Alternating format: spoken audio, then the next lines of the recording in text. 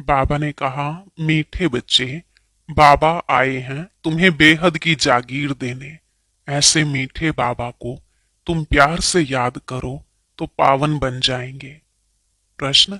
विनाश का समय जितना नजदीक आता जाएगा उसकी निशानियां क्या होंगी? उत्तर। विनाश का समय नजदीक होगा तो पहली निशानी सबको मालूम पड़ता जाएगा कि हमारा बाबा आया हुआ है। दूसरी, अब नई दुनिया की स्थापना, पुरानी दुनिया का विनाश होना है। बहुतों को साक्षात्कार भी होंगे। तीसरी, सन्यासियों, राजाओं आदि को ज्ञान मिलेगा। चौथी, जब सुनेंगे कि बेहद का बाप आया है, वही सदगति देने वाला है, तो बहुत आएंगे। पांचवी, अखबारों द्वारा अनेकों को संदेश मिलेगा। और छठी, तुम बच्चे आत्म अभिमानी बनते जाएंगे, एक बाप की ही याद में अतीन्द्रिय सुख में रहेंगे। गीत। इस पाप की दुनिया से। ओम शांति। यह कौन कहते हैं और किसको कहते हैं? रूहानी बच्चे। बाबा घड़ी घड़ी रूहानी क्यों कहते हैं? क्योंकि अब आत्माओं को जाना है, फिर जब इस दुनिया में आएंगे तो सुख होगा। आत्माओं ने यह शांति और सुख का वर्षा कल्प पहले भी पाया था। अब फिर यह वर्षा रिपीट हो रहा है। रिपीट हो तब सृष्टि का चक्र भी फिर से रिपीट हो। रिपीट तो सब होता है ना। जो कुछ पास्ट हुआ है सो रिपीट होगा। यूं तो नाटक भी रिपीट होते हैं, परंतु उनमें चेंज भी कर सकते हैं। कोई अक्षर भूल जाते हैं तो बनाकर डाल देते हैं। इसको फिर बाइस्कोप कहा जाता है। इसमें चेंज नहीं हो सकती। यह अनादि बना बनाया है। उस नाटक को बना बनाया नहीं कहेंगे। इस ड्रामा को समझने से फिर उनके लिए भी समझ में आ जाता है। बच्चे समझते हैं जो नाटक आदि अभी देखते हैं वह सब हैं झूठे। कलयुग में जो चीज देखी जाती है वह सतयुग में होगी नहीं। सतयुग में जो हुआ था सो फिर सतयुग में होगा। यह हद के नाटक आदि फिर भी भक्ति मार्ग में ही होंगे। जो चीज भक्ति मार्ग में होती है वह ज्ञान मार्ग अर्थात सतयुग में नहीं होती। तो अभी बेहद के बाप से तुम वर्षा पा रहे हो। बाबा ने समझाया है, एक लौकिक बाप से और दूसरा पारलौकिक बाप से वर्षा मिलता है। बाकी जो अलौकिक बाप है उनसे वर्षा नहीं मिलता। यह खुद उनसे वर्षा पाते हैं। यह जो नई दुनिया की प्रॉपर्टी है वह बेहद का बाप ही देते हैं, सिर्फ इन द्वारा। इनसे एडॉप्ट करते हैं, इसलिए इनको बाप कहते हैं। भक्ति मार्ग में भी लौकिक और पारलौकिक दोनों याद आते हैं। यह अलौकिक नहीं याद आता क्योंकि इनसे कोई वर्षा मिलता ही नहीं है।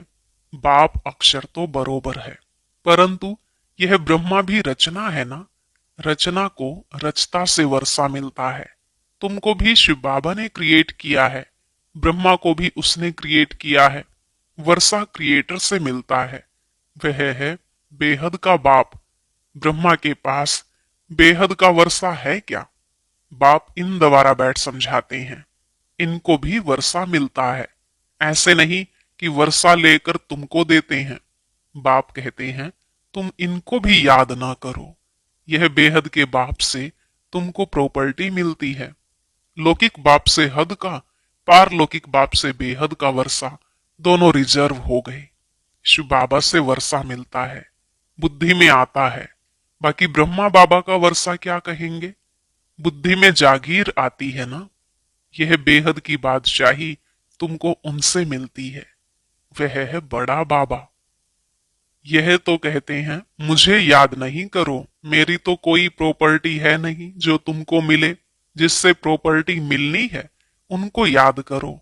वही कहते हैं मामे कम याद करो। लौकिक बाप की प्रॉपर्टी पर कितना झगड़ा चलता है। यहाँ तो झगड़े की बात नहीं। बाप को याद नहीं करेंगे तो ऑटोमेटिकली बेहद का वर्षा भी नहीं मिलेगा। बाप कहते हैं अपने को आत्मा समझो। इस रथ को भी कहते हैं तुम अपने को आत्मा समझ मुझे याद करो तो विश्व की बादशाही मिलेगी। इसको कहा जाता है याद की यात्रा। देह के सब संबंध छोड़ अपने को अशरीरी आत्मा समझना है। इसमें ही मेहनत है। पढ़ाई के लिए कोई तो मेहनत चाहिए ना। इस याद की यात्रा से तुम पतित से पावन बनते हो। वह यात्रा करते हैं शरीर से, यह तो है आत्मा की यात्रा। यह तुम्हारी यात्रा है परम धाम जाने के लिए। परम धाम अथवा मुक्ति धाम कोई जा नहीं सकते हैं सिवाय इस पुरुषार्थ के। जो अच्छी रीति याद करते हैं वही जा सकते हैं, और फिर ऊंच पद भी वह पा सकते हैं। जाएंगे तो सब, परंतु वह तो पतित है ना, इसलिए पुकारते हैं। आत्मा याद करती है, खाती पीती सब आत्मा करती है ना। इस समय तुमको देही अभिमानी बनना है, यही मेहनत है। बिगर मेहनत तो कुछ मिलता नहीं है, भी बहुत सहज, परंतु माया का अपोजिशन होता है। किसकी तकदीर अच्छी है तो झट इसमें लग जाते हैं। कोई देरी से भी आएंगे, अगर बुद्धि में ठीक रीति बैठ गया तो कहेंगे बस हम इस रूहानी यात्रा में लग जाता हूं। ऐसे तीव्र वेग से लग जाएं तो अच्छी दौड़ी पहन सकते हैं। घर में रहते भी बुद्धि में आ जाएगा। यह तो बहुत अच्छी राइट बात है। हम अपने को आत्मा समझ पतित पावन बाप को याद करता हूँ। बाप के फरमान पर चलें तो पावन बन सकते हैं, बनेंगे भी जरूर। पुरुषार्थ की बात है बहुत सहज। भक्ति मार्ग में तो बहुत डिफिकल्टी होती है। यहाँ तुम्हारी बुद्धि में है, अब हमको वापस जाना है बाबा के पास, फिर यहाँ आकर विष्णु की माला में पिरोना है। माला का हिसाब करें।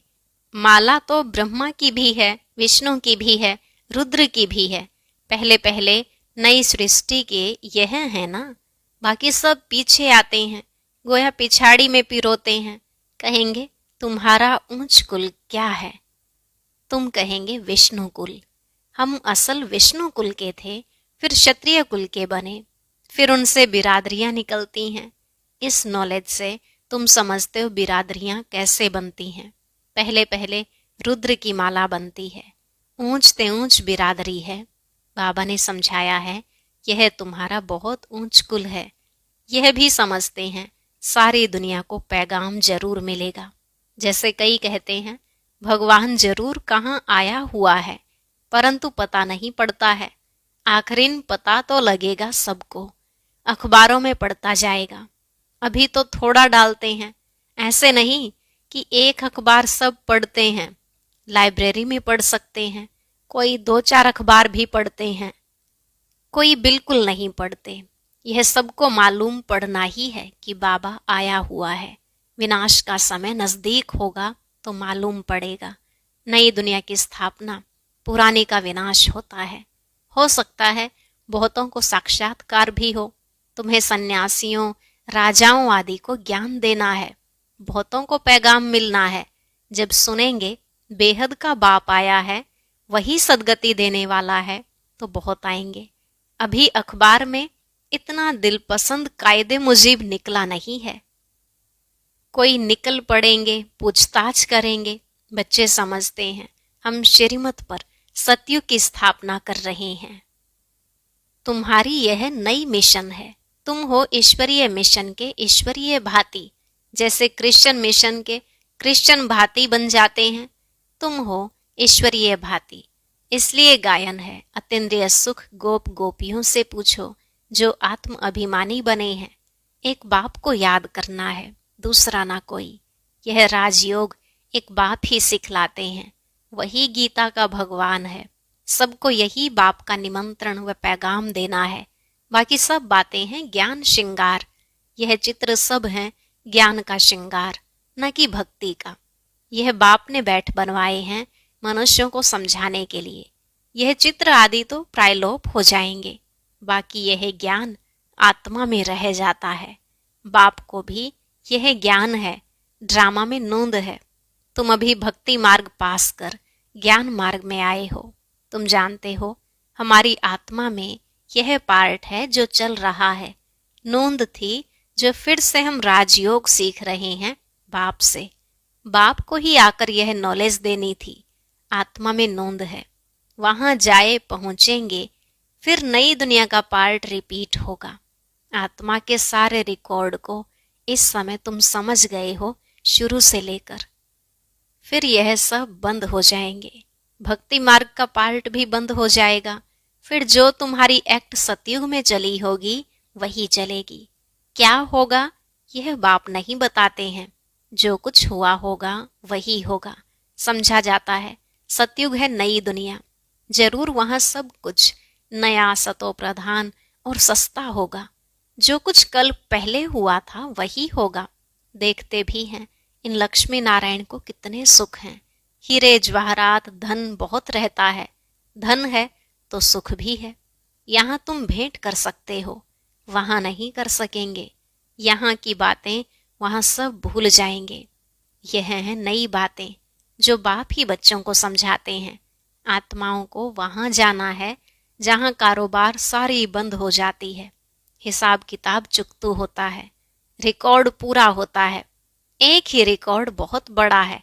कहेंगे फिर आत्मा भी इतनी बड़ी होनी चाहिए, परंतु नहीं। इतनी छोटी आत्मा में 84 जन्मों का पार्ट है। आत्मा भी अविनाशी है। इनको सिर्फ वंडर ही कहेंगे। ऐसे आश्चर्यवत चीज और कोई हो न सके। बाबा के लिए तो कहते हैं सतयुग त्रेता के समय विश्राम में रहते हैं। हम तो ऑल राउंड पार्ट बजाते हैं। सबसे जास्ती हमारा पार्ट है। तो बाप वर्षा भी ऊंच देते हैं। कहते हैं 84 जन्म भी तुम ही लेते हो। हमारा तो पार्ट फिर ऐसा है जो और कोई बजा न सके। वंडरफुल बातें हैं ना। यह भी वंडर है जो आत्माओं को बाप बैठ समझाते हैं। आत्मा मेल फीमेल नहीं है। जब शरीर धारण करती है तो मेल फीमेल कहा जाता है। आत्माएं सब बच्चे हैं तो भाई भाई हो जाती हैं। भाई भाई हैं जरूर वर्षा पाने के लिए। आत्मा बाप का बच्चा है ना, वर्षा लेते हैं बाप से, इसलिए मेल ही कहेंगे। सब आत्माओं का हक है बाप से वर्षा लेने का। उसके लिए बाप को याद करना है, अपने को आत्मा समझना है। हम सब ब्रदर्स हैं। आत्मा आत्मा ही है, वह कभी बदलती नहीं। बाकी शरीर कभी मेल का कभी फीमेल का लेती है। यह बड़ी अटपटी बातें समझने की हैं और कोई भी सुना ना सके। बाप से या तुम बच्चों से ही सुन सकते हैं। बाप तो तुम बच्चों से ही बात करते हैं। आगे तो सबसे मिलते थे, सबसे बात करते थे। अभी करते करते आखिरीन तो कोई से बात ही नहीं करेंगे। सन शोज फादर है ना, बच्चों को ही पढ़ाना है। तुम बच्चे ही बहुतों की सर्विस कर ले आते हो। बाबा समझते हैं यह बहुतों को आप समान बनाकर ले आते हैं। यह बड़ा राजा बनेंगे, यह छोटा राजा बनेंगे। तुम रूहानी सेना भी हो जो सबको रावण की जंजीरों से छुड़ाए अपनी मिशन में ले आते हो। जितनी जो सर्विस करते हैं उतना फल मिलता है। जिसने जास्ती भक्ति की है वही जास्ती होशियार हो जाते हैं और वर्षा ले लेते हैं। यह पढ़ाई है। अच्छी रीति पढ़ाई नहीं की तो फेल हो जाएंगे। पढ़ाई बहुत सहज है, समझना और समझाना भी है सहज। डिफिकल्टी की बात नहीं, परंतु राजधानी स्थापन होनी है। उसमें तो सब चाहिए ना, पुरुषार्थ करना है। उसमें हम ऊंच पद पाएं, मृत्यु लोक से ट्रांसफर होकर अमर लोक में जाना है। जितना पढ़ेंगे उतना अमरपुरी में ऊंच पद पाएंगे। बाप को प्यार भी करना होता है, क्योंकि यह है बहुत प्यारे ते प्यारी वस्तु। प्यार का सागर भी है। एक रस प्यार हो न सके। कोई याद करते हैं, कोई नहीं करते हैं। किसको समझाने का भी नशा रहता है ना।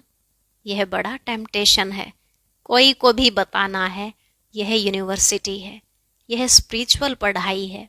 ऐसे चित्र और कोई स्कूल में नहीं दिखाए जाते। दिन प्रतिदिन और ही चित्र निकलते रहेंगे जो मनुष्य देखने से ही समझ जाए। सीढ़ी है बहुत अच्छी, परंतु देवता धर्म का नहीं होगा तो उनको समझ में नहीं आएगा। जो इस कुल का होगा उनको तीर लगेगा। जो हमारे देवता धर्म के पत्ते होंगे वही आएंगे। तुमको फील होगा यह तो बहुत रुचि से सुन रहे हैं। कोई तो ऐसे ही चले जाएंगे। दिन प्रतिदिन नई नई बातें भी बच्चों को समझाते रहते हैं।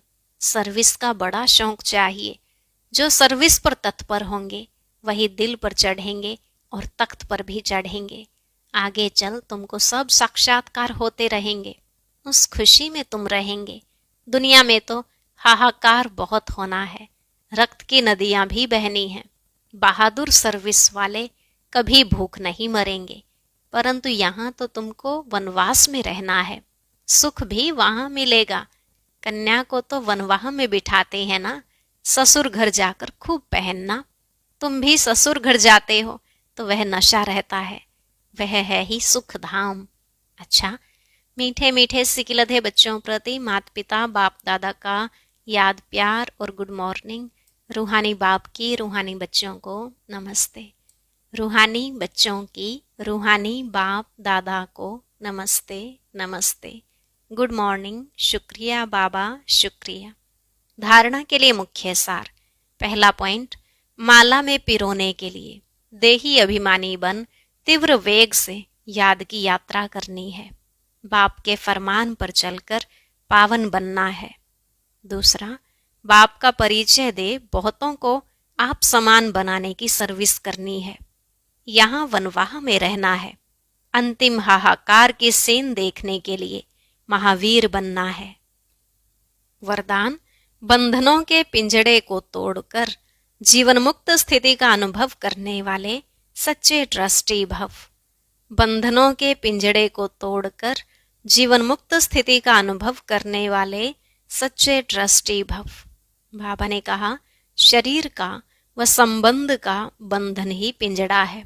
फर्ज अदाई भी निमित्त मात्र निभानी है, लगाव से नहीं, तब कहेंगे निर्बंधन। जो ट्रस्टी बनकर चलते हैं वही निर्बंधन है।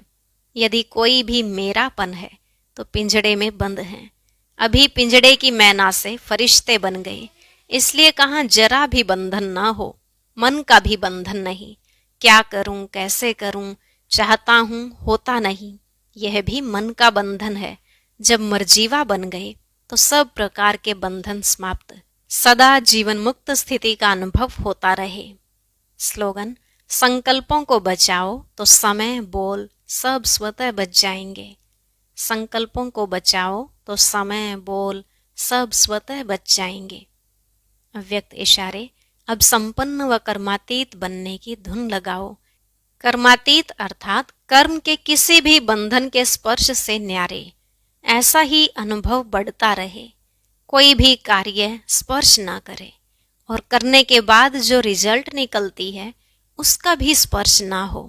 बिल्कुल ही न्यारापन अनुभव होता रहे, जैसे कि दूसरे कोई ने कराया और मैंने किया। निमित्त बनने में भी न्यारापन अनुभव हो। जो कुछ बीता फुल स्टॉप लगाकर न्यारे बन जाओ।